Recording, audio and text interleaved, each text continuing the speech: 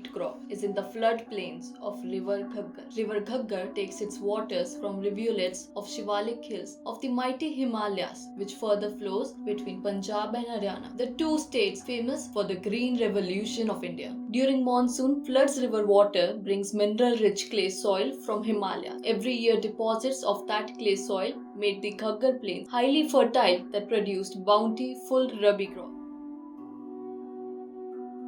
This bigger earthen During dam 1980, to tame earthen the flood dam waters was of built river by the Ghaggar. government at a distance on both the sides of river Ghaggar to tame its water. With that, farmers having their fields outside the dam started to produce two crops in a year, that is, wheat and paddy. About a decade after that, another earthen dam was built by the farmers themselves on the banks of the river to take two crops in a year in the remaining fields, which remained inside the first dam. With that, all the fields came under monoculture of wheat and paddy. Monoculture of wheat and paddy crop is taking place here. Monoculture of wheat and paddy continuously for 4 decades impacted the soil health adversely. Its physical, biological, and chemical properties deteriorated and productivity started reducing. With that, farmers started using chemical fertilizers and pesticides in their field to get more and more yields.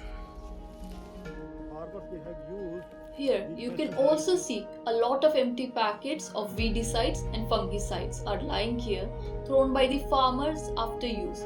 Farmer has used these may or may not be required. Excessive use of fertilizers and pesticides beyond recommendations made the soil lifeless, and even food is also contaminated. The river Ghaggar. 4 decades back, it was so clean and pure. We used to drink its water. But now, it has become a sewerage, which is taking the sewerage water of industry, cities and villages. At the present time, the water of river Ghaggar is not fit for organic farming, but it's being used for agriculture. Before construction of dams, flood waters help to charge the aquifers of underground water. But there is no recharge at all. Even riverbed has become hard, so water can't percolate down. Now farmers are facing multiple issues such as deteriorating soil health. Soil is almost dead without organic matter, devoid of microorganisms. Depleting water table, which was earlier just at 10 to 20 feet. Now it has gone down to more than 200 feet. Now with this, production and quality of the food is further deteriorating. Farmers get assured MSP, minimum sale price. Farmers get assured sales and prices. So don't think to change. Although now income from monoculture is dwindling and cost of production is increased.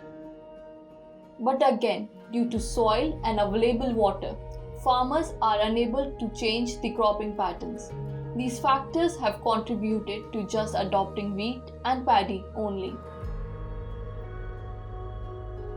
Deteriorating soil health, reducing productivity, reducing water table and its quality, leading to poor food quality. That is impacting human health adversely, has shaken me, and I started to change the situation to arrest the further deterioration or even reverse the time. Tips taken by Damdar Mati Javik Prasar Sansthan, Johor Nali Sirsa. Farmers have realized the change is inevitable and they have started changing their practices. So now they are leaving behind this monoculture of wheat and paddy, and today they have started adopting vegetables, although on smaller areas, but it's on experimental basis, which will further increase. The best solution to convince anyone is by showing or by demonstration. So I started that by changing soil properties, which shall be suitable for growing any other crop besides wheat and paddy. To bring the change so that farmers shall be able to adopt crop diversification instead of paddy and wheat. Now you see, it's rice husk ash. After shelling of paddy to take rice, its husk is burnt in the industrial boilers and it becomes charcoal, which is rich in silica. and essential nutrients such as phosphorus, potash, sulfur, and a good source of organic carbon. But industry people always throw rice husk ash in the roadside pits to get rid of it, and farmers do not know its benefits. Rice husk ash is available in plenty free of cost.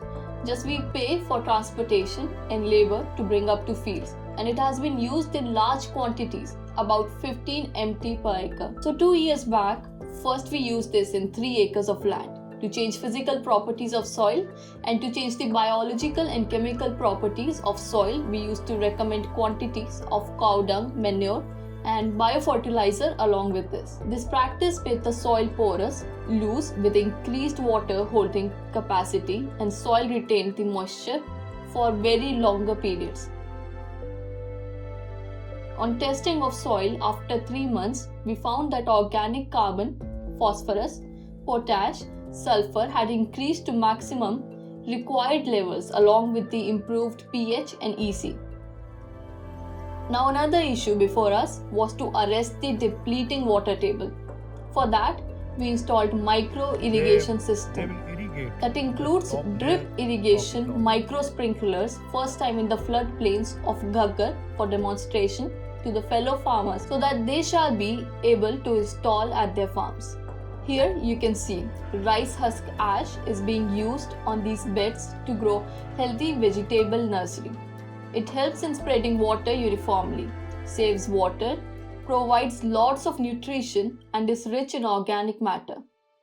This rice husk ash contains silica 70%, which strengthens the cell walls and helps the plant to withstand biotic and abiotic stresses. It also contains phosphorus, potash, sulfur that has the ability to enrich the soil. Here you can see seed production of the onion crop. These onions are irrigated with a drip system only. This is the fenugreek sown in the onions as live mulch. It has yellow flowers attracting a lot of honeybees. Honeybees are enjoying the pollen of the fenugreek, which will help in onion seed production. To bring a change, farmers need seeds and nursery of new crops which are being prepared here. Organic vegetable nursery is being prepared here, which farmers take from this field, and they have started growing in the surrounding villages. That is helping them to diversify.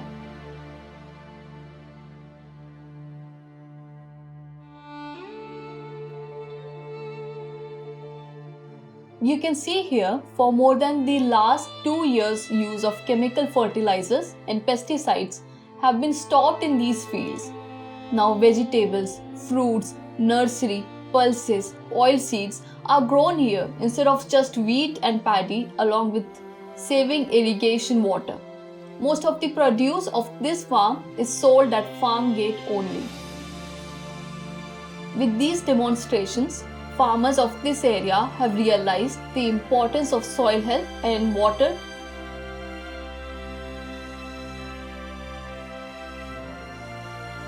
After bringing a change to break this monoculture, we support the farmers to sell their organic vegetables and other produce at the remunerative prices.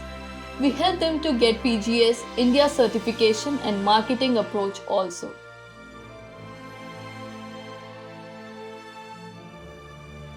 Mukesh Kamboj is founder-promoter of Damdar Mati Jaivik Prasar Sansthan in village Johar Nali, Sirsa, Haryana.